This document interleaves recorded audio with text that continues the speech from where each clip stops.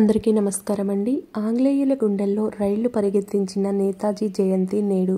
British పాలనకు వ్యతిరేకంగా భారత స్వాతంత్ర్య పోరాటంలో కీలక పాత్ర పోషించిన జాతీయవాద నాయకుడు నేతాజీ సుభాష్ చంద్రబోస్ జయంతి నేడు. 1897లో ఒడిశాలోని కటక్లో జన్మించిన బోస్ ఇండియన్ సివిల్ సర్వీసెస్ కోసం సిద్ధమయ్యారు. కానీ స్వాతంత్ర్యం కోసం దానిని పక్కన పెట్టి యుద్ధానికి సిద్ధమయ్యారు. ఆజాద్ హింద్ ఫౌజ్ అనే సైన్యాన్ని స్థాపించి బ్రిటిష్ ప్రభుత్వానికి చుక్కలు చూపించారు. 1945లో బోస్ చనిపోయినట్లు భావిస్తారు. సుభాష్ చంద్రబోస్ రాసిన అరుదైన లేఖలు.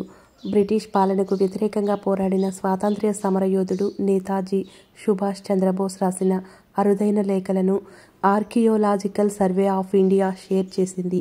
ఇండియా కోసం నేతాజీ సిరా కూడా రక్తం చిందించింది. నేతాజీ సుభాష్ చంద్రబోస్ రాసిన అరుదైన లేఖలు మీరు చూసేయండి. ఇవి లేఖలే కాదు, స్వతంత్ర భారతదేశం గురించి ఆయన కలలు కన్న లక్ష్యాలు, సంకల్పం, దృక్పథానికి సాక్ష్యాలు అని తెలిపింది. Please like, share, subscribe. Thanks for watching.